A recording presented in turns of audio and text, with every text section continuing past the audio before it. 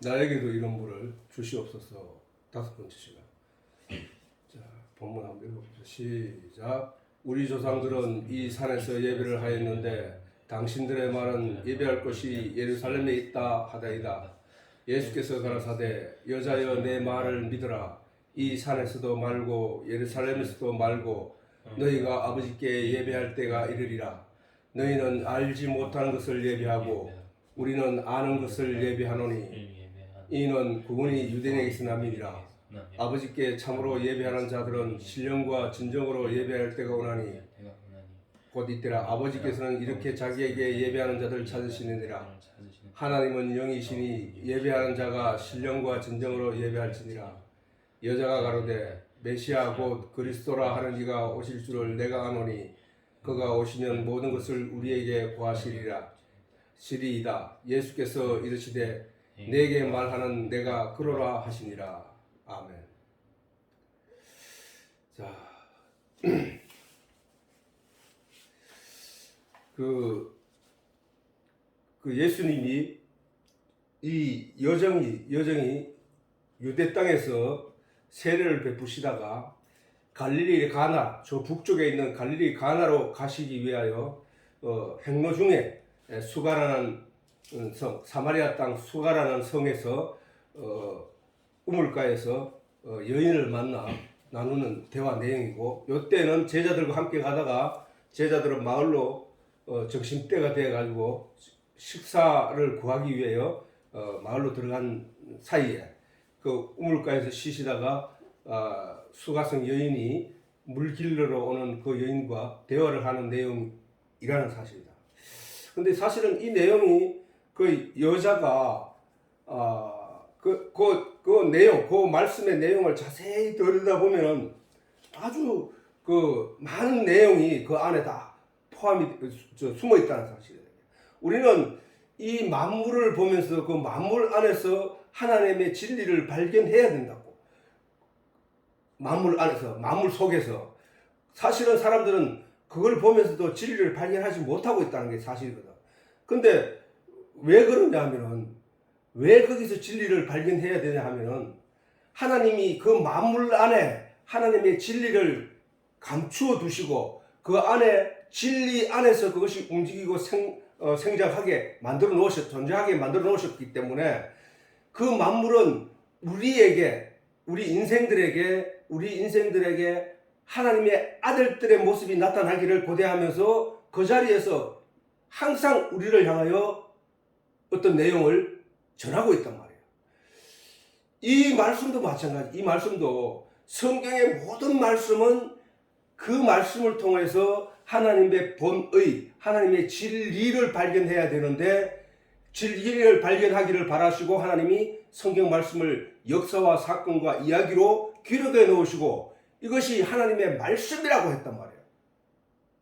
그래서 반드시 그 안에서 우리는 진리의 내용을 발견해야 돼. 그냥 그 사마리아를 지나가다 예수님이 그 여인을 만났고 그 여인과 만나서 물에 관한 얘기를 하고 물을 마실 걸 달라고 했고, 그 사마리아 여자가 유대인과 상종도 안 하는 사마리아 여인에게 왜 물을 구합니까? 라고 하고 그런 이야기를 기록해 놓은 게 아니라니까. 그게 그 얘기는 반드시, 그 얘기를 통해서 반드시 하나님이 우리에게 전하고자 하는 메시지가 있다는 거야. 그게 말씀이야. 그게 말씀.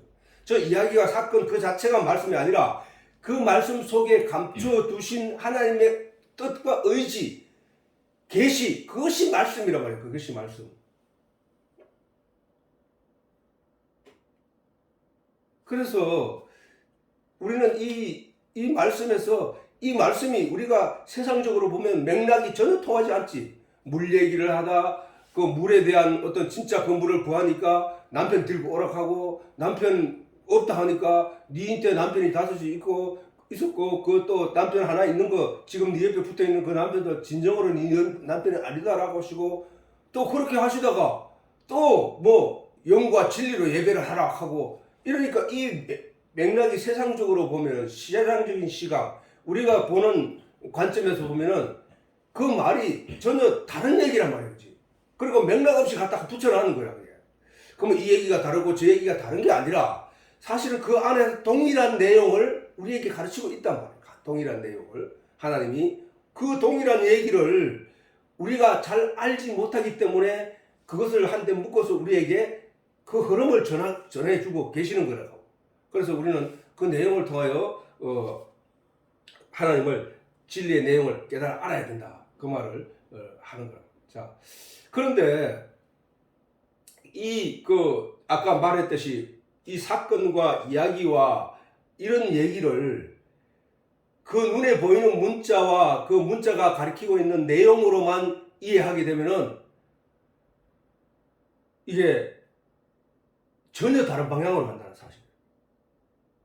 지금 우리 기독교가 한국에 들어왔지만 들어온 지 겨우 100년 이 정도밖에 안 됐는데도 불구하고 이 기독교가 들어와서 우리나라 안에서 갈라진 것만 해도 셀 수 없이 많다.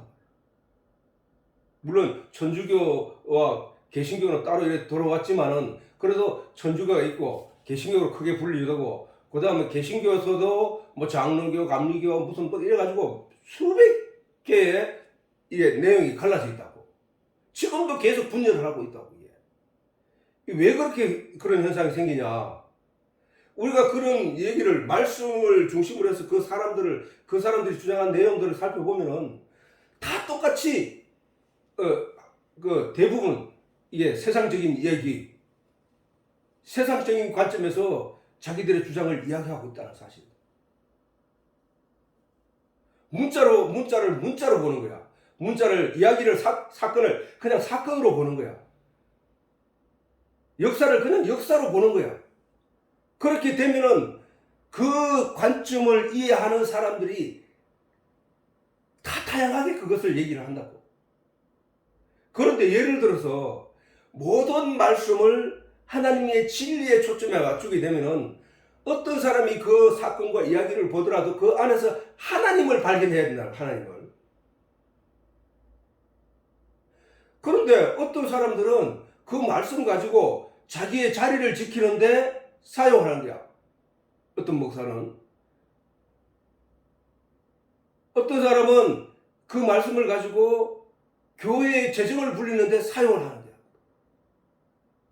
어떤 사람은 또 그것으로 사람을 모으는데 그걸 삼는다. 하나님은 그걸 알려고 하는 게 아니거든. 하나님은 그 얘기를 위해서 이 성경을 기록해가지고 우리에게 준 게 아니고 하나님은 자신을 알라는 거예요.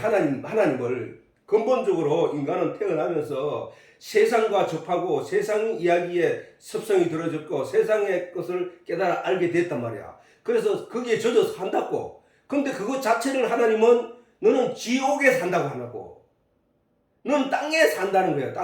땅에 묶여서 사는 존재들이라는 거야.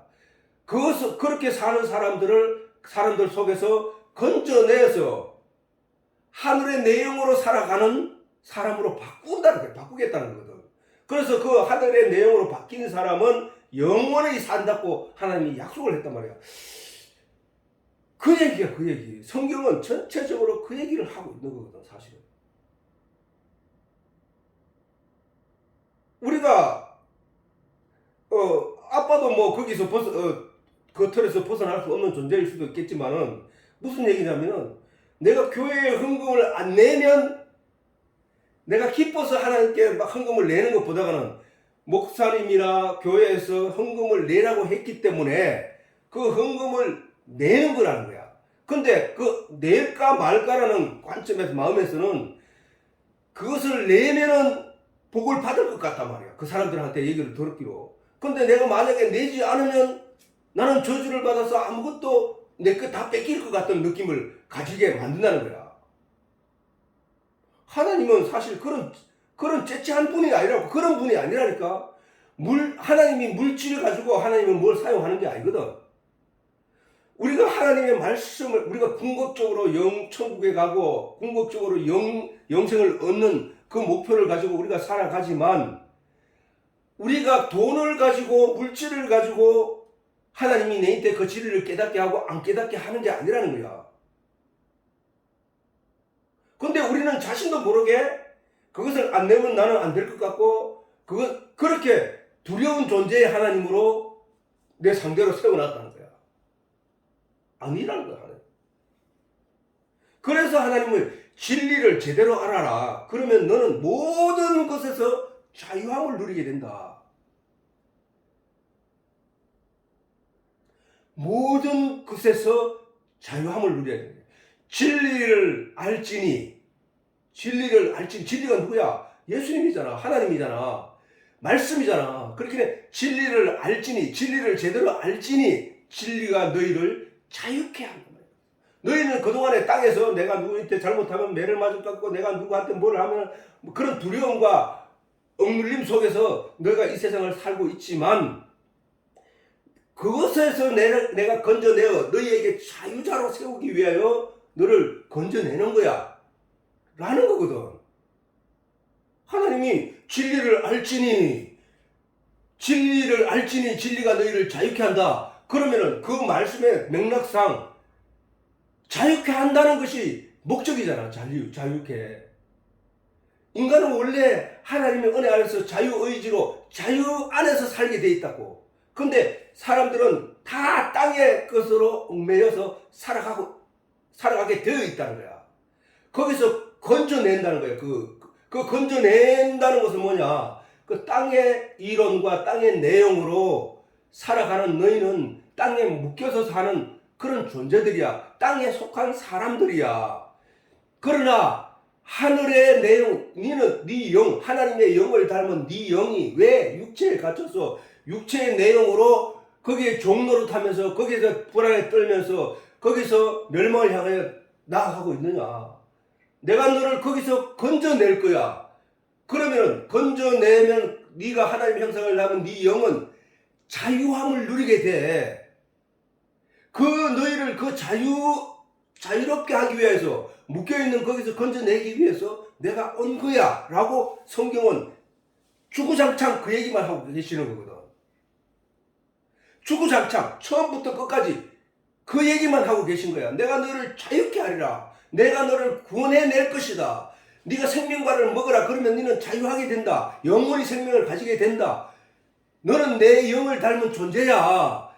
너는 나의 영을 닮은, 나를 닮은 존재야 라고 하나님이 우리 인생들에게 계속 말씀의 내용으로 진리로 깨우치고 있다는 사실이죠. 그러나 사람들은 거기서 약해서 거기서 벗어나지를 못해. 여전히 땅에 묶여서 땅의 내용으로 생각하고 땅의 그 가치를 쫓아서 열심히 발버둥 치고 뛰어 살다가 그냥 땅속으로 들어가는 거야.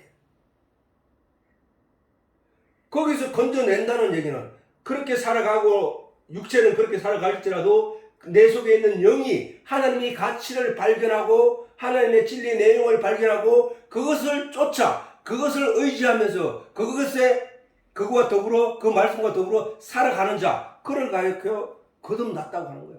그를 가리켜 구원받았다고 하는 거야. 그를 가리켜 영원히 사는 하나님의 백성이라고 말하는 거란 거야. 그렇게 이와 같이 하나님의 말씀을, 하나님의 내용을, 하나님의 진리의 내용이 들어있는 이 말씀을 볼 때에 세상적인 철학적인 관념에서 또는 세상적인 사고의 관념으로 들여다보게 되면은 저렇게 지난 시간에 얘기했듯이 사도 바울을 일도 하지 않고 이 교회 저 교회 다니면서 헌금만 받아서 먹고 살아간다. 그것만 욕심을 낸다. 돈에 욕심을 낸다. 로 보게 된다는 거야. 그 사람들이 왜 그렇게 됐어? 그 사람을 바울을 왜 그렇게 보게 됐어? 그 사람들은 세상적인 관점에서 유물적인 관점에서 일을 하고 봉사를 해서 물질적인 어떤 가치를 끌어내서 그것으로 가지고 먹고 사는 것이 인생이라고 보기 때문이라는 거야. 그 내용을 가지고 먹고 살아야 된다고 생각하기 때문에 그게 세상적인 관점이거든. 누구든지 일을 하지 않으면 먹을 자격이 없다 하는 그 말도 바로 세상적인 관점에서의 이론이야.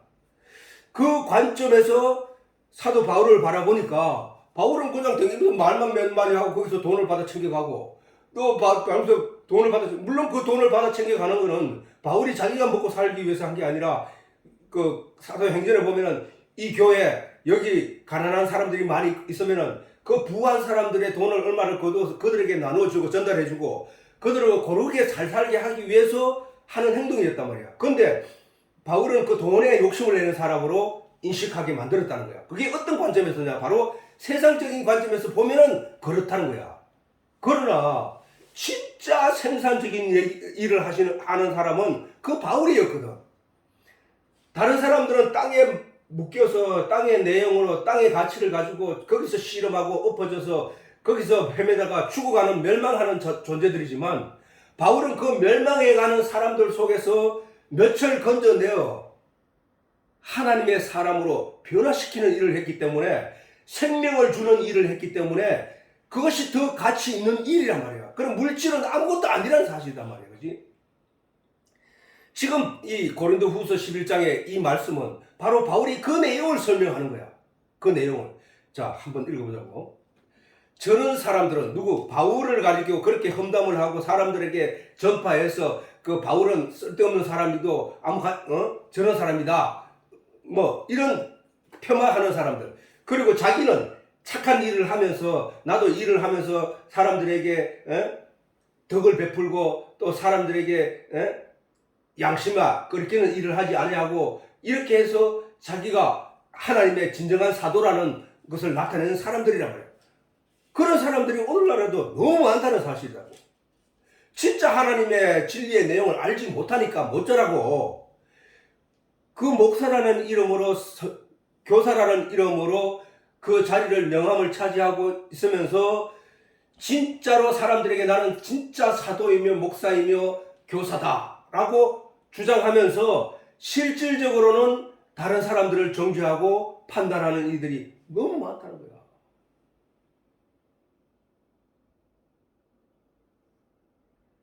진짜 하나님을 설명해야 되는데 진짜 하나님은 설명은 자기가 내용을 알지 못하기 때문에 전할 수가 없어. 그러니까 내 도덕적이고 착하고 선하고 옳고 바르고 이런 걸 가지고 얘기하는 거야. 아니 착하고 옳고 바른 일이라 하는 것은 누가 정하는 거야? 자기 기준에서 정하는 거 아니냐 말이야. 자기 기준에서. 자기 기준을 판단할 때 이건 착한 그렇게 판단하다 보니까 내 편은 착하고 네 편은 나쁘다 이렇게 변질돼 가는 거야. 그게. 어쨌든 그 착함이라 하는 거 선악이라 그 기준은 어디서 나오냐? 이 세상 땅에 속한 사람들이 살아가는 삶의 기준에서 만들어진 거란 말이에요. 하나님이 그걸 착하다고 한 게 아니라고. 성경에서 하나님이 모세를 가리켜서 온전한 사람이라 하고 착하다 하고 그 다음에 노아를 갖다가 착하다 하고 온전한 사람이라고 하고 한 말씀은 하나님을 아는 것을 인하여 하나님을 알고 믿는 믿음을 인하여 그를 착하고 온전하다 해. 우리가 단순히 따져봐도 그거는 우리가 이해할 수 있어. 왜냐하면 세상에 믿는 사람은 착하고 믿지 않는 사람이 악한 이유는 뭐냐? 하나님이 선을 말하시고 그 진리의 내용을 쫓아오기를 바라시고 우리에게 가르치면서 주장하시는 내용이 성경에 가득한데 그 내용을 믿지 못할 것으로 여기는 사람, 그건 악한 거잖아. 사단의 편이니까. 성경은 처음부터 옳고 그름, 오른편과 왼편을 분명하게 규정해 놓은 것은, 밤과 낮을 분명하게 규정해 놓은 것은 오른편, 낮, 빛에 속한 내용이 무엇이고 어둠에 속한 내용이 무언가를 설명을 했기 때문에, 그러면 오른편이 뭔가는 우리 분명히 안다고. 그래서 우리가 하나님을 믿는 것이 오른편이구나. 하나님을 믿고 하나님이 우리에게 가르치는 내용을 아멘하고 순종하는 것이 오른편이구나. 이게 성도들이 근본적으로 가지고 있어야 할 자세이며 신앙의 내용이란 말이야. 그지? 근데 믿지 않는 사람들은 뭐냐 하면은 그건 믿을 수 없어. 그건 난 믿지 않아. 말도 안 돼. 라고 하는 얘기는 하나님의 오른편에 계시는 그 하나님을 대적하여 불신하는 자들이잖아요. 그지? 그 불신하는 자들이 악한 자야. 근데 그 악한 자들이 살면서 저들끼리 만들어낸 선과 선의 개념을, 육신적인 개념을 가지고 그것이 절대적인 거라고 이야기하면 안 된단 말이야. 그걸 절대적이라고 얘기하는 사람들을 가리켜서 하나님은 너희 아비는 마귀라고 했다고. 누구? 유대인들이잖아.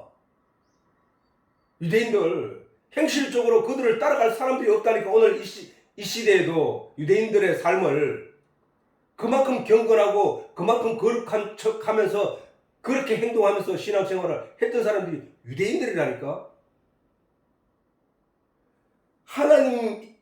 하나님이 보는 선은 뭐냐 하면은 독생자 예수 그리스도를 믿고 그 안에 흰옷을 입게 된 자, 예수의 피로 깨끗함을 순종함으로 말미암아 믿음으로 말미암아 깨끗함을 입은 자들을 가리켜 하나님은 선한 자라고 있는 거예요. 착하다고 하는 거예요. 착하다고. 착할 선자잖아. 선하다고 말씀하시는 거라고. 의로운 자라고 말씀하신다니까. 아는 것, 그래서 믿는 것. 그래서 예수님도 유대인들에게 너희가 영생을 얻기 위해서 영생을 얻기 위해서 성경을 찾는 거 아니야? 성경을 공부하는 거 아니야? 근데 이 성경은 나에 대해서 기록한 거야. 그렇기 때문에 우리가 성경을 묵상하고 교회를 다니고 말씀을 듣는 이유는 진리의 내용을 알기 위해서 가지는 거라는 거예요. 그치? 근데 그것을 가지지 않고 세상적인 관점에서 가르치거나 세상적인 내용으로 그 말씀을 오염시키는 것을 가리켜서 사단의 세력이라고 합니다.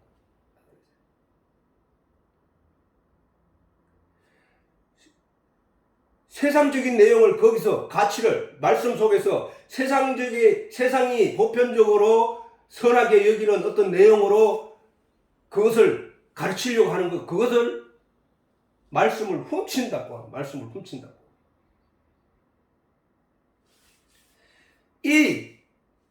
바로 저런 관점에서 보는 그런 눈에 보이고 세상적인 관점, 철학적인 관점, 도덕적인 관점, 율법적인 양심적인 관점으로 하나님의 일꾼을 바라보면은 바로 저렇게 본다는 거야. 그래서 그런 자들을 가리켜서 사도 바울이 이런 말을 한 거란 말이야. 저런 사람들은 거짓 사도다. 그 진짜 사도가 아니다. 진짜 사도는 하나님의 진리의 내용을 전파하는, 진리의 말씀을 깨달아 먼저 알아서 그것을 안 후에 전하는 자들, 그것이 진짜 사도야. 그런데 저들은 도덕적이고 양심적인 내용으로 하나님의 말씀을 바라본다. 하나님 앞에 도덕적이고 양심으로 바라보고 그것을 발견해낼 수 없어. 왜? 하나님은 그 빛 자체이기 때문에 그걸 가지고 거기에 적용할 수가 없다니까. 그런데 그것으로 판단하고 그것으로 저울질하는 것, 그것을 가리켜서 거짓 사도라고 하는 거야. 괴율의 역군이야, 역군. 그리스도의 사도로 가장한 자들이다. 진짜 그 사람들을 딱 불러 앉혀서 하나님이 어떤 질문을 하면은 아무것도 대답할 것이 없다는 거야. 욥이 고난에 처해 있을 때, 물론 욥도 그 고난 가운데서 그렇게 하나님께서 의로 여기신 그 욥도 하나님 앞에 꺼낼 말이 별로 없었지만 욥의 친구들에게는 하나님께서 한마디의 질문도 하지 않았다는 거야. 그들도 보지도 않았다는 거야. 오히려 욥의 친구들을 가리켜서 너희는 이 욥에게 가서 소를 끌고 짐승을 가서 번제를 드리고 그래서 욥이 용서하면 네 죄가 용서받는다고 했다. 그러면 그 앞에 욥한테 이 친구들이 뭐라고 했는데? 욥을 나무랬단 말이야. 욥, 네 신앙에 뭔가 잘못이 있어. 자꾸 하나님 앞에 교만하게 행하지 마. 너는 자신을 낮추고 하나님 앞에 회개를 해. 라고 하면서 계속 자기가 가진 신앙적인 철학적인 내용으로 계속 얘기를 했던 거야. 그 욥의 친구들을 얘기를 들어보면은 하나도 틀린 말이 없어. 세상적으로 볼 때 아무것도 틀린 말이 없어. 오히려 욥이 교만한 것 같아. 그런데 하나님이 그 친구들에게 말하기를 너희는 내 종 욥과 같이 정당하지 못했다는 거야. 우리는 그 성경 내용을 묵상하면서 이게 무슨 얘기를 하고 계시는가를 우리가 깨달아 알아야 된다니까.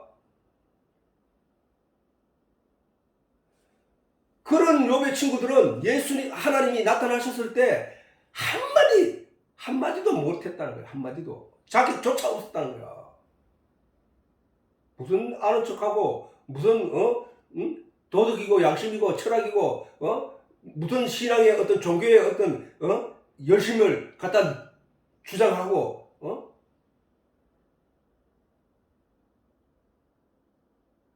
그래서 하나님의 말씀을 진리의 내용을 깨닫고 진리의 내용을 발견하게 하는 그것이 아니라면은 아무 소용이 없어. 이 성경은 이야기책에 불과하다니까. 윤리책에 불과하다니까. 도덕책에 불과하다니까.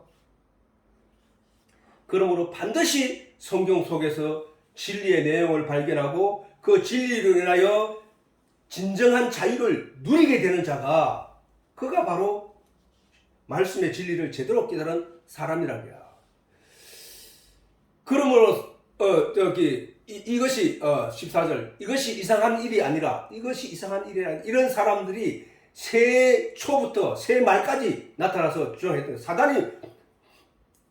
사단이 아담과 하와를 속여서 선악과를 먹게 한 이후로 계속적으로 나타나는 일이 바로 저 일들이야. 저 일들.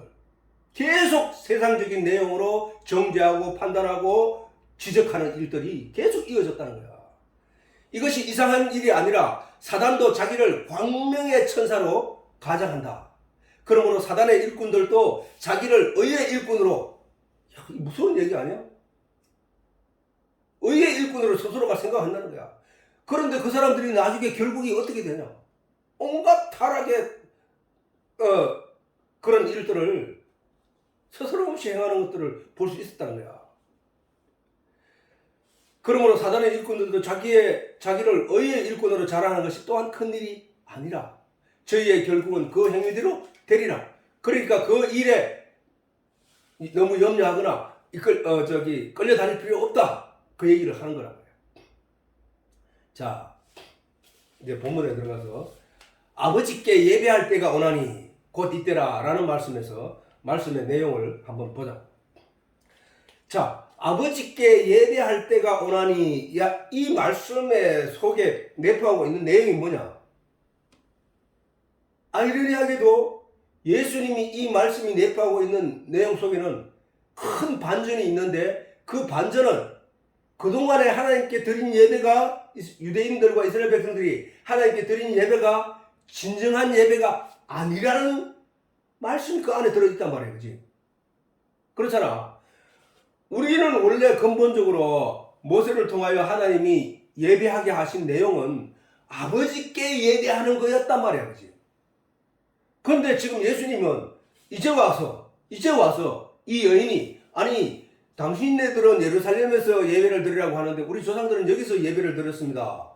이 말이 무엇입니까? 라고 했을 때 예수님 말씀이 여기서도 말고 예루살렘에서도 말고 오직 아버지께 예배할 때가 오나니 곧 이때라 라고 했단 말이야. 그러면 그동안 예루살렘에서도 말고 여기서도 말고 그럼 그게 뭐야? 그거 아니었다는 얘기잖아. 하나님이 기뻐하신 참 예배가 아니었다는 얘기잖아. 그러면 하나님이 기뻐하신 참 예배가 지금 예수님께서 설명하겠다는 얘기거든. 아버지께 예배할 때가 오나니 라고 하신 것은 우리는 이 말씀에서 그러면 우리가 예루살렘에서 유대인들이 열심히 하나님께 예배 드린 게 예배가 아니라고 반문하는 사람이 많을 거예요. 그치? 근데 예수님 여기서 아버지께 예배할 때가 오나니 즉 예루살렘에서도 말고 여기서도 베델에서도 말고 아버지께 예배할 때가 오나니 곧 이때라 하면서 예수님이 가르치고 있다는 거야.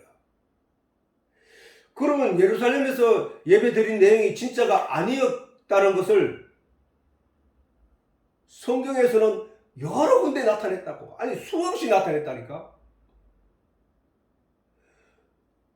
예수님께서 그 예루살렘에 들어가서 그 비둘기 파는 상들을 들러 엎으시고 염소를 내 짐승을 다 내쫓으시고 장사꾼들을 다 내쫓으시면서 내 아버지 집은 만민이 기도하는 집인데 너희가 장사의 굴열, 강도의 굴열로 만들었구나. 진노하신 내용을 봐서도 알고 유대인들의 제사장들과 제사장들을 향하여 너희 아비는 마귀다 라고 선포하신 것도 맥락이 같은 맥락이고, 하나님이 예루살렘의 성전문을 닫을 자가 있었으면 좋겠다라고 하신 말라기의 말씀도 예루살렘이 피로 흥건히 피비린내 나는 전이다. 하나님이 진노하신 말라기의 내용도 그게 아니라는 얘기야. 그러면서 예수님께서 이제 새로운 참 하나님께 참 예배가 드릴 예배가 있는데 바로 이거야 라고 하고 예수님이 가르치고 있다는 사실이다. 자, 하나님은 말씀이시고 말씀이신 하나님이 말씀이 육신으로 이 땅에 오셨고 그 말씀이 신 예수가 우리에게 전하는 말씀이 그리고 우리에게 나타나셔서 어떤 행위로 보여주신 내용들이 우리에게 분명히 있으면은 우리는 그 행위를 통해서 가르치는 내용을 따라 가야 되는 게 맞단 말이죠. 그런데 여전히 오늘날에도 그렇지 못하고 그렇게 그 사람들의 삶을 그 사람들의 행했던 그 신앙적인 종교적인 열심 그걸 쫓아가고 있을 뿐이라는 거야. 그래서 예수님께서 말씀하시기를 알지 못하는 것을 너희는 알지 못하는 것을 예배한다 라고 했다는 거야. 너희가 지금까지 드리는 것은 예배한 것은 너희가 알지 못하는 것을 향해서 드린 거야. 그게 알지 못했기 때문에 하는 행위들이었다는 거지. 그러면 우리가 옛날에 예수님 오시기 전에도 많은 예배를 드렸는데 알지 못하고 드렸다는 거야. 그지? 근데 그 알지 못한 내용이 뭐냐? 알지 못한 내용.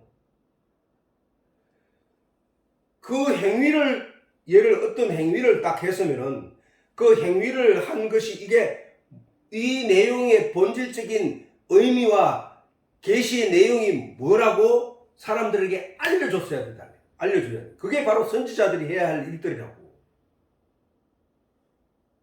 그런데 그들은 그 행위에만 열중했다는 거예요. 그 행위. 그 행위는 반드시 그 내포하는 내용이 있단 말이야. 예수님께서 밀밭길 곁을 지나가다가 제자들이 보리 이삭을 따먹었을 때 예수님께서는 안식일에 그 따먹으면 됩니까? 라고 했을 때 그 내용을 설명해 준 그 내용은 그 의미가 있단 말이에요. 그 의미.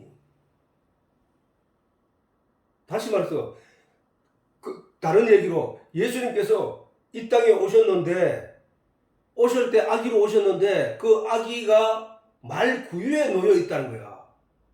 아니 그 다라이에 눕히면 안 되고 포대기에 집 위에 그냥 눕히면 안 되고 왜 안 되냐고 말이야. 그지? 근데 왜 구유에 넣었을까를 생각을 해야 된다는 생각을. 그래서 그 하나님의 진짜 의미를 그 구유에 얹혀있는 그 아기만 보고 얘기할 게 아니라 성경 전체를 계속 묵상해서 아기가 말 구유에 누워 있다는 이 내용이 가지고 있는 하나님의 메시지, 계시를 알아내야 된다는 것이지. 그 이후로 예수님께서 내 살과 피, 이거 양식에 관한 얘기를 했고, 오병이어의 기적을 통하여 양식을 나누어주는 아무것도 없는 상태에서도 그 작은 5개 보리떡과 물고기 2마리로 그 5,000명을 먹이고도 12바구니나 남기는 그 풍성한 양식의 주인 그 예수, 그분이 자신의 살을 먹으라 하고 자신의 피를 마시라 하고 그래서 자신을 먹으라 하는 그 일의 말씀을 그 말씀에 가진 의미와 내용이 계시란 말이에요. 계시. 그 계시가 뭔지를 알아야 된다는 거예요. 그거 알아야 돼. 껍데기만 유대인들은 지금까지 그들이 양을 바칠 때 내가 사람이 죄를 범하면 그 죄를 씻기 위하여 염소나 양을 끌고 가가지고 제사장한테 드리고 제사장은 그 양 머리에 안수를 하고 사람에게 안수를 하고 그래서 그 사람의 죄가 양에게 전가되어서 그 양이 나를 대신해서 죽는 그 일들을 행하면서 이 일을 행하는 하나님의 은혜가 있다. 사람은 죄를 짓게 되고 그 죄를 씻는 일은 오직 피밖에 없는데 그 피는 짐승의 피가 아니라 하나님의 피다. 예수의 피다라는 사실을 깨달아 알았어야 된다는 거야. 그런데 그것을 깨닫는 일에는 뒤로 해버리고 그것을 그냥 형식적으로 행하는 일에만 열심을 냈기 때문에 그 후손들로 가면서 그 본질적인 내용은 다 사라지고 그 행위만 열심히 반복하고 있더라는 것이지.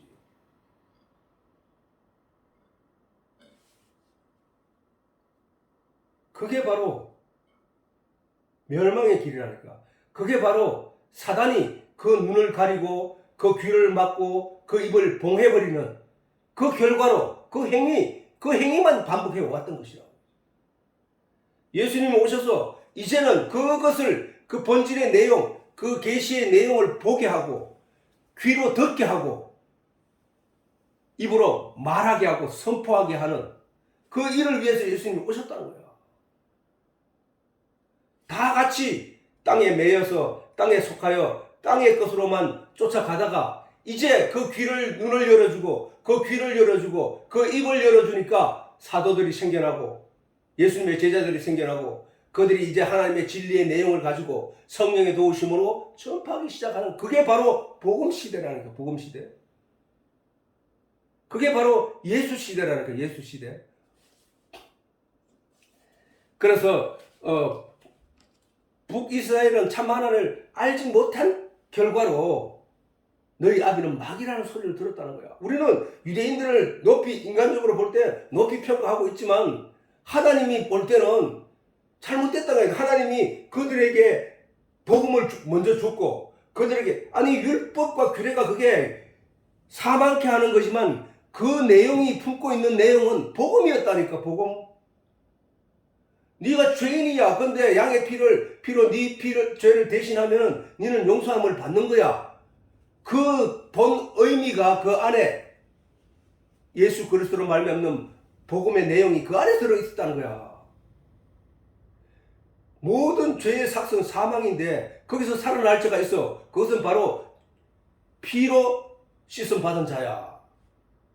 그 피는 구약의 말씀들 속에 예수 그리스도를 감추어 두시고 그거는 태초에 하나님이 생명과 나무를 심으실 때 그것을 우리에게 언약한 내용이기 때문에 우리는 그 언약의 내용을 굳게 붙잡고 나아가야 된다는 거예요. 오늘날 우리가 예수 그리스도로 죄사함을 받았다는 사실을 귀로 듣고 마음으로 깊이 새기고 그것으로 나의 신앙의 근본으로 삼아야 되는데 사람들은 그것보다는 그거는 그렇다 치고 내한테 다른 어떤 것을 요구하고 있다는 거예요. 바로 저 여인이 우물가에 자기 목의 가람을 해결하기 위하여 계속 물을 퍼날린 것처럼 인간은 날마다 채워주면 그것으로 인하여 또 다른 것을 욕구를 내고 이렇게 해서 계속 반복적으로 탐욕을 가진 인간이 가진 그 죄성 때문에 계속 목의 가람만 추구하고 있다는 거야. 목의 가람만. 그게 세상이잖아. 이걸 채워도 마음에 만족이 없어. 저걸 채우면 내가 만족을 느낄 것 같은데 그것 때문에 그게 얽매여서 더 고난 속에 발버둥 치고 살아가는 그런 사람들이 연속적으로 일어나고 있다는 거예요. 진짜는 바로 예수 그리스도 안에서 진리를 알지니 진리가 너희를 자유케 한다는 그 말씀 하나로도 우리는 큰 하나님의 메시지를 깨달아 알아야 되는 것이다. 그걸 모르면 계속 저런 식으로 반복된 그런 것, 아무 가치 없는 것들에 주목하고 그게 끌려다니는 삶을 살게 된다는 것이에요. 하나님을 오늘날 신앙생활하는 사람들도 참 하나님을 알지 못하면은 스스로 멸망을 자초한 유대인들처럼 복음을 받고도 그 복음이 복음인지 모르고 멸망을 했던 유대인들처럼 그렇게 되어버린다. 참 하나님, 예수님, 성령, 진리, 생명, 말씀이 하나라는 사실을 먼저 깨달아 알아야 돼. 그걸 모르면 자꾸 나처럼 육체의 모양을 가진 어떤 모습, 눈, 코, 입이 달렸고 수염이 달렸고 긴 머리를 가지신 그 절대적인 하나님이 공중에 어딘가에 앉아서 우리를 다 내려다보고 있다는 이 사실로 가버린다는 거예요. 그게 우상이야 말이에요. 그게 우상. 하나님을 모르는 사람들이 각자가 만들어 놓은 상상의 하나님입니다. 상상의 하나님. 어떤 사람은 그 하나님이 돈이야. 어떤 사람은 자식이야. 어떤 사람은 명예야. 왜? 그것을 최고로 치고 그것을 얻기 위해서 자기 자신을 죽이고 낮추니까. 모든 인생들은 죄를 말미암아 세상에 얽매여 가고 살아가고 있다. 그곳에서 벗어나게 되는 것이 구원이라고. 그것을 불교에서는 그렇게 말하지. 윤회에서 벗어나는 해탈이라고 합니다. 해탈. 이 세상의 가치에 거기 굴레에서 벗어나게 되는 것을 해탈이라고 한다고. 해탈. 우리는 기독교에서는 그거를 구원이라고 한단 말이야. 구원. 불교라 하는 것도 처음부터 잘못된 게 아니라니까. 처음부터 잘못된 것이 있지만 방향이 잘못됐지만 어쨌든 스스로 뭔가를 깨달아 가려고 한다는 거예요. 그들이 추구하는 그 내용도 진리를 구하는 거거든. 자, 그래서 요한복음 17장 3절에 땅에서 얽매여 살아가는 우리들을 거기서 건져내게 되면 어떻게 되느냐? 진정한 자유자가 된다. 진정한 자유자. 얽매인 거 없이 자유자가 되는 거야. 그래서 요한복음 17장 3절에 영생은 곧 유일하신 참 하나님과 그의 보내신 자 예수 그리스도를 아는 것이야. 아는 것. 영생은. 그러니까 아는 것이란 말이야. 내가 도덕적으로 내가 어떤 행위를 하고 내가 어떤 착한 삶을 살고 내가 뭔가 이 세상의 많은 사람들을 위해서 덕을 끼치고 이런 게 아니고 그 진리 자체를 아는 거라니까. 그러니 하나님은 성경 말씀을 우리에게 주시고 그 안에서 진리의 내용을 계시로 심어 놓으시고 우리로 하여금 그 진리의 내용을 깨달아 알라고 하신 거거든. 그래서 우리는 그 말씀을 통해서 진리의 내용을 알게 됨으로 말미암아 그것을 전한단 말이야.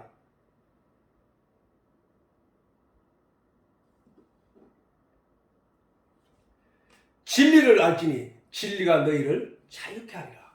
요한복음 8장 32절에 진리가 너희를 자유케 한다. 자, 아는 것을 예비하는 건 뭐예요? 아는 것. 그러면 아까 너희는 모르는 것을 예비하고 우리는 아는 것을 예비하나니 이렇게 예수님 말씀하셨다고. 그럼 아는 게 뭐예요? 아는 것. 앞에서 말하는 건 뭐를 했어? 영생은 곧 유일하신 참 하나님과 그의 보내신 자 예수 그리스도를 아는 것이라고 했단 말이야. 그래, 아는 것을 아는 것이 뭐야? 천지와 만물을 창조하신 하나님과 죄로 말미암아 죽을 우리를 구원하신 예수님과 이 모든 진리의 내용을 깨달아 알게 도우시는 성령과 함께하는 예배. 그게 지금 이 얘기 아니야. 우리 지금 이 자리가 아니냐 말이야. 지금 이 자리란 말이야. 그 진리의 내용을 알게 하는 내용. 그 자리를 예배로 본다는 게 하나님이. 우리는 지금까지 하나님께 예배 드리는 게 금전을 갖다 바치고 양을 갖다 바치고 거기서 머리를 조리고 제사 지내는 게 예배인 줄 알았는데 영과 진리로 예배할 때가 오나니 곧 이때라라고 하시면서 말씀하신 내용이 전혀 예배란 말이야. 영과 진리로. 영이 뭐야? 영. 우리는 육체의 삶을 살고 있잖아. 이 세상에서 육체의 삶을 살고 있다고. 근데 그 육체의 주인이 된 그 사람 속에 하나님의 형상을 닮은 영은 반드시 하나님을 찾아야 된다니까. 하나님이 주신 양식을 먹고 살아야 된다니까, 영은. 근데 세상이 주는 세상이 개편해놓은, 세상이 만들어내놓은 철학적인 내용으로 이 영이 살려고 하니까 죽음으로 가는 거라는 거야. 죽어. 이 세상의 철학은 성경 말씀은 하나님이 이게 하나님 말씀이야 하고 주신 내용이고, 그러면 이 세상의 모든 도덕, 윤리, 종교 뭐 이런 것이 종합적으로 드러나는 것이 철학인데, 그 철학의 내용이 세상의 내용의 결과치잖아. 세상의 내용의 열매란 말이야. 근데 그 열매를 먹으면서, 선악과를 먹으면서 거기에 안주하는 것을 지옥의 삶이야. 그 철학이 아닌 하나님의 말씀 안에서 진리의 내용을 추구하고 깨닫게 된 자를 가리켜서 그를 영에 속한 사람이라고. 영에 속한 사람. 아니, 에덴 동산에서 하나님의 말씀으로 살아가야 될 존재가 사단이 속이는 그 선악과를 먹음으로 말미암아 세상으로 쫓겨난 것이 인생이잖아. 에덴 동산에서 쫓겨난 것이 바로 인생들이잖아. 인생들. 이 세상이잖아. 이 세상. 이 세상에서 만들어내온 결과치가 뭐야? 철학이라니까. 철학. 에덴 동산에서 하나님이 우리 인생들에게 준 생명과 나무가 뭐야? 그게 성경 말씀이야. 이제 이 성경 말씀을 먹고 영생해라 말이야. 영생. 그게 바로 아는 것을 가리켜서 아는 자가 드리는 예배라는 거야. 아는 자가 드리는 예배. 하나님이 이런 사람들의 예배, 이런 예배를 하나님이 찾으신다는 거야. 찾으신다는 거야. 다시 말해서 아는 것을 예배하는 것이 원래 근본적으로 오늘날 기독교 중에서도 알지 못하면서 막 그냥 세상 철학적이고 도덕적이고 윤리적인 얘기로, 그 다음에 인생의 그 어떤 좋을 듯한 그런 내용, 세상적인 내용으로 막 가르치는 데가 많아. 그렇지만 우리 굳이 나누자면은 기독교가 하나님을 아는 예배를 드리잖아. 근본적으로. 그리고 알지 못하는 예배는 성삼위일체신 하나님과 예수님과 성령님에 관한 진리의 내용을 알지 못한 채 드리는 예배를 알지 못한 자들이 드리는 예배라는 거예요. 여기는 스스로 기독교라 자처하면서 하나님의 진리의 내용을 전하지 않는 많은 교회들도 들어있다는 사실. 아니, 유대인들이 절대적으로 의지하고 절대적으로 믿고 종교 생활을 했던 그 유대인들의 가르치는 자들, 유대교를 가르쳐서 예수님이 너희 아비는 마귀라고 했으니까 어떻게 하나님 앞에 당당할 수 있냐고.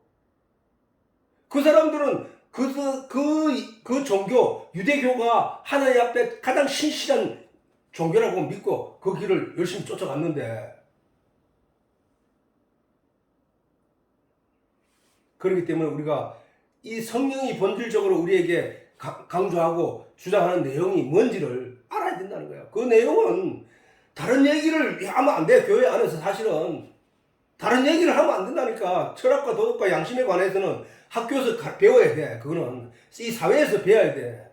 진짜 교회 안에서는 그런 얘기로 시간을 때울 게 아니라 하나님의 진리의 내용에 대해서 가르쳐야 된다니까.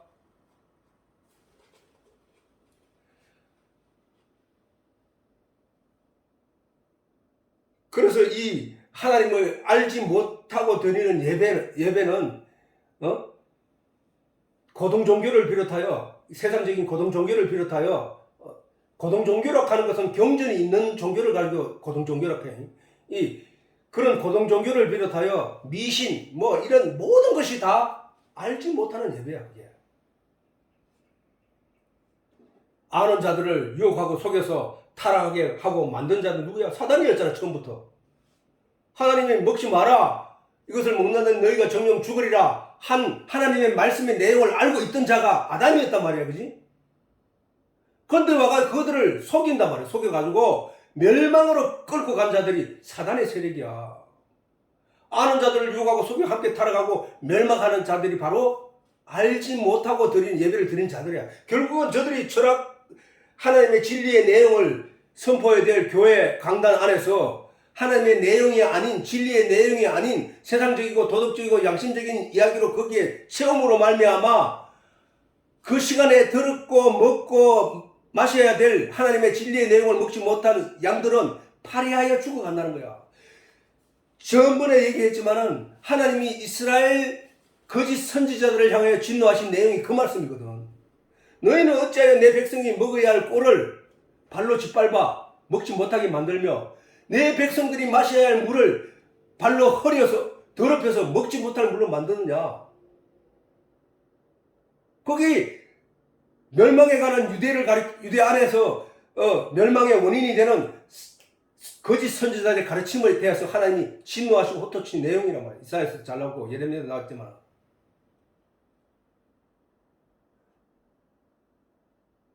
우리는 잘 생각해야 된다는 것이지. 진짜 진리의 내용이 뭔지를. 말라기서 24장 보면은 멸망의 가정과 것이 거룩한 게 곡소에 쓴 것을 보거든 읽는 자는 깨달을진저. 멸망의 가정과 것이 거룩한 곳이 어디야? 하나님의 말씀이 선포되어야 할 그 자리란 말이야. 그지? 거기서 멸망의 가정, 멸망을 끌고 가는 그 가정한 것이 하나님의 말씀이 있어야 될 그 자리를 차지하고 앉아서 백성들에게 자기 더러운 가치 내용을 먹이는 그걸 가리켜서 멸망에 가져간 것이라니까. 그때 너희는 산으로 도망가는 산으로. 저 산이라 하는 것은 여호와의 말씀의 산을 말하는 거야. 말씀의 산. 우리가 그 내용을 오늘날 시대 안에서 보고 있다면은 그 말씀 거기에 주목하지 말고 말씀 안으로 들어와 자기가 스스로 하나님의 도우심을 구하고 성령의 도우심을 구하고 말씀 안에 주목해야 되는 거야.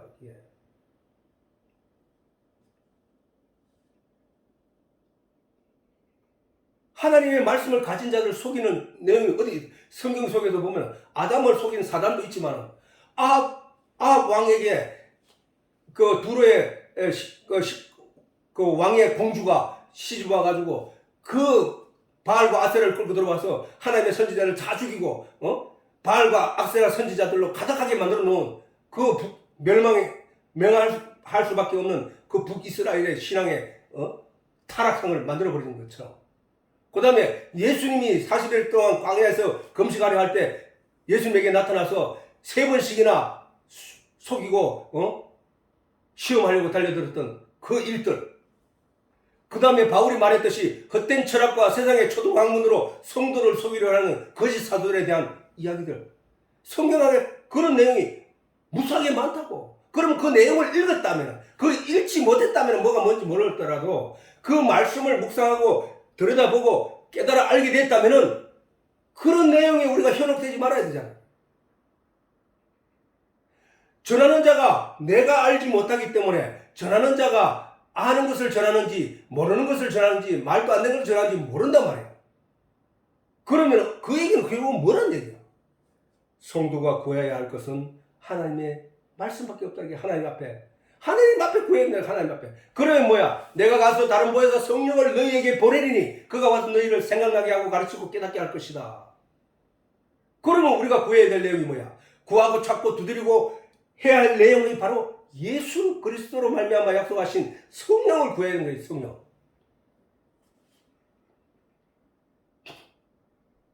이렇게 사단은 몰래 와서 몰래 사람들을 속이고 몰래 문화와 철학과 이런 오늘날 우리가 감당하지 못할 정도로 발전하는 과학 문명을 인하여 이 말씀들을 덮어버리는 거야.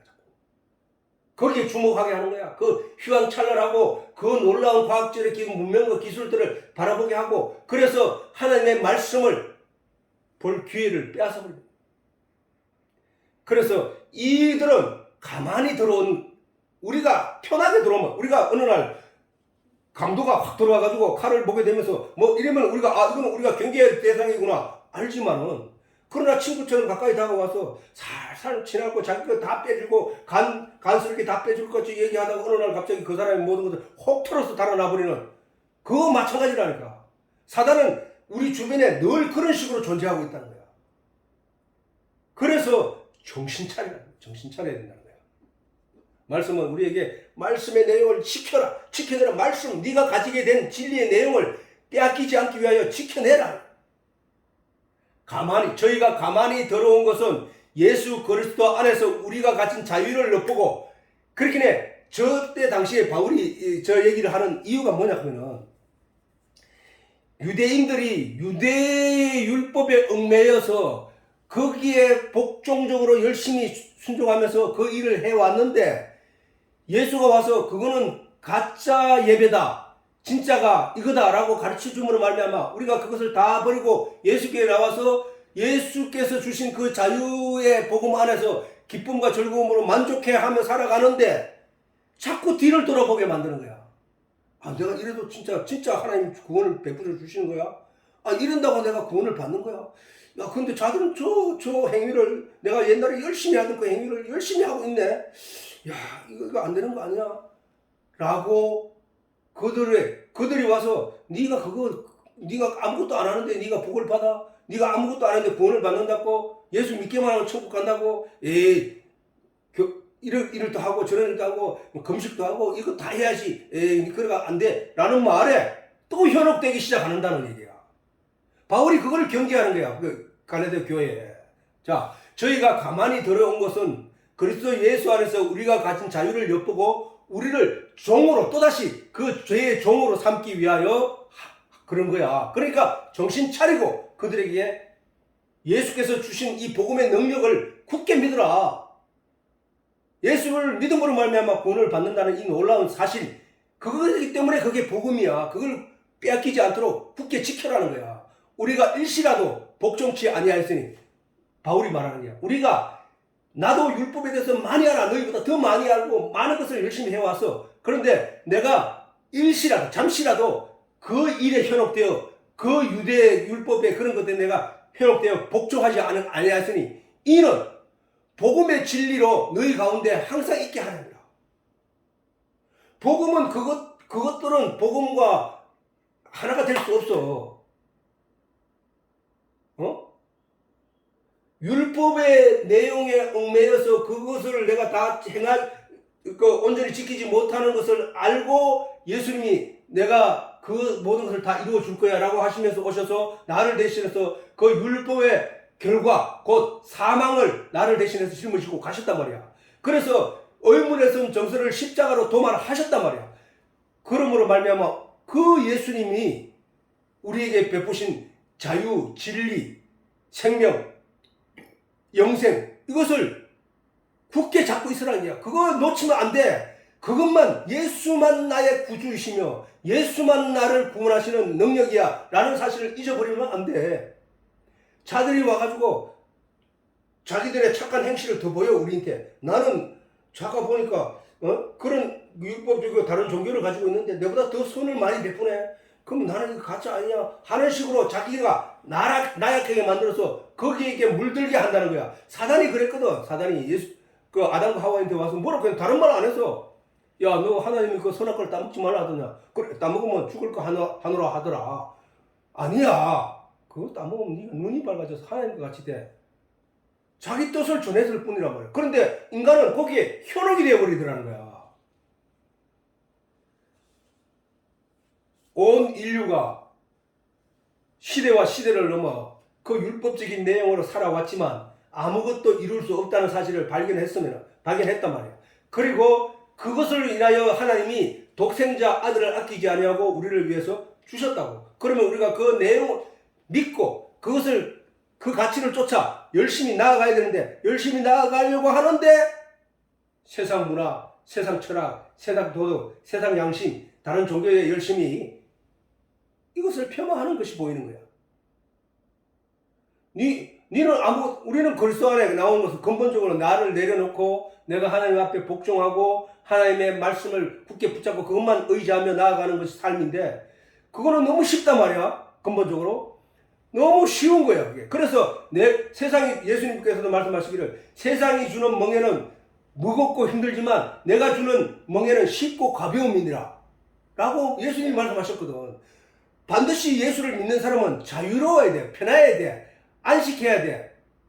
근데 그 안식이 오히려 어떤 가치의 그 낮은 걸 얘기하는 것처럼 다른 사람들이 열심히 내 눈에 보이거든. 같이 폄하하게 된다. 그래서 하나님이 주신 그 복음의 내용을 굳게 붙잡아라. 너 그걸 하나씩이라도 붙잡지 않으면 넘어진다는 거야. 그걸 바울이 얘기했던 거야. 그래서 어떠한 일이 있더라도 성도가 가진 진리의 내용, 곧 말씀의 내용을 반드시 지켜내. 말씀을 지키며 산다는 얘기가 그 얘기라고. 오늘 교회에서는 그 말씀을 지킨다는 얘기를 다르게 설명하고 있지만, 말씀을 지킨다는 얘기는 킵이야, 킵. 성경에 보면 킵, KEP. 킵, 지켜낸다는 거야. 어떤 것이 나에게서 이 말씀을 빼앗아 가려고 달려드는 것들로부터 이 말씀을 지켜내는 것이 내가 성도가 해야 할 내용이라고.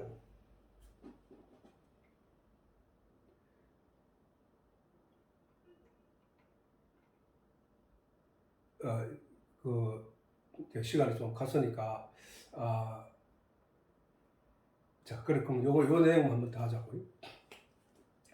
아버지께 참으로 예배하는 자들은 신령과 진정으로 예배할 때가 오나니 곧 이때라. 예수님 말씀하셨다. 신령과 진정. 다른 성경에는 영과 진리로 예배하는 자를, 영과 진리로 예배할 때가 오나니 이렇게 되어 있다고. 옛날에 우리가 가진 성경에서는. 그런데 지금은 신령과 진정으로 예배할 때가 오나니 곧 이때라라고 하는데, 곧 이때는 왜야? 왜 곧 이때야? 그러면 그전에는 곧 이때가 안 됐냐? 안 됐다는 거야. 왜 이때냐? 예수 그리스도가 십자가를 지실 것이기 때문에. 이제 성령이 오셔서 그 진리로 가르칠 것이기 때문에. 자, 바울도 그랬고, 바울이 말하기를 너희가 하나님이 거하시는 성전인 것을 알지 못하느냐 이렇게 말했거든. 우리는 성전이 맨날 예루살렘에 있는 그 성전이 성전인 줄 알았는데, 바울이 말하기를 너희가 하나님이 거하실 처소 곧 성전인 줄 알지 못하느냐 라고 하신 것이란 말이야. 그 왜 성전이 되냐? 하나님이 계신 곳이 성전인데, 그것은 바로 예수님의 말씀하셨듯이 내가 가서 다른 보혜사 성령을 너희에게 보내니, 그가 성령이 누구야? 하나님이잖아. 성령이 누구야? 예수님이잖아. 성삼위 일체, 하나님, 예수님, 성령은 하나잖아. 일체. 그 성령이 내가 다른 보혜사 성령을 너희에게 보내니 그가 와서 너희 속에 들어가 너희와 함께 거하실 것이요 그가 너희에게 생각나게 하고 가르쳐주고 깨닫게 할 것이다. 그럼 내가 성전이 된 거야. 내가 성전. 내 속에 하나님의 영이 계신단 말이야. 이것이 바로 내가 하나님께 드리는 예배야. 그게 그 자체가. 왜? 성령이 내 속에서 나를 계속 가르칠 것이기 때문에. 다음 시간에 할 것이지만, 이 성령이 임하심으로 말미암아 어떤 일이 일어나고 있느냐. 자, 예레미야서 한번 읽어보자고. 자, 시작. 나 여호와가 말하노라. 그러나 그날 후에는, 그날이 예수가 오신 이후, 그러나 그날 후에는 내가 이스라엘 집에 세울 언약은 이러하니 곧 내가 나의 법을 그들의 속에 두며, 나의 법을 그들의 속에 두며라고. 그지? 옛날에는 뭐야? 율법 시대는 그 법이 밖에 있었단 말이야. 언제든지 율법이. 그런데 이 법을, 성령의 법을 그들의 속에 두며 그 마음에 기록하여 나는 그들의 하나님이 되고 그들은 내 백성이 될 것이라. 그들이 다시는 각기 이웃과 형제를 가리켜 이르기를 너는 여호와를 알라 하지 아니하리니. 자, 이게 중요한 거지. 여호와를 알라 하지 아니하리니. 누가? 사람들이 나에게. 왜? 성령이 내 속에서 나를 가르치기 때문에 나는 하나님을 안 자가 되어버리는 거야. 그렇기 사실은 이 말씀을 하시는 것은 성령 받은 자들을 말하는 거야. 이게 아직 성령 받지 않고 진리의 내용을 깨닫지 않은 자들을 말하는 게 아니라 성령을 받아서 하나님의 진리의 가르침을 받은 자들을 말하는 거거든. 그들이 다시는 각기 이웃과 형제를 가리켜 이르기를 너는 여호와를 알라 하지 아니하리니 이는 작은 자로부터 큰 자까지 다 나를 알미라. 작은 자든 큰 자든 성령이 그 안에 들어가면 다 하나님을 알게 된다는 거야. 알미라. 내가 그들의 죄악을 사하고, 누구? 하나님을 안 자들. 그들의 죄악을 사하고 다시는 그 죄를 기억지 아니하리라. 여호와의 말입니다. 성령을 받은 자, 이미 구약의 예레미야 시대에 빔이 하나님이 장차 예수 그리스도로 말미암아 우리가 그렇게 변하게 될 내용을 저렇게 설명해 놨다는 사실이에요.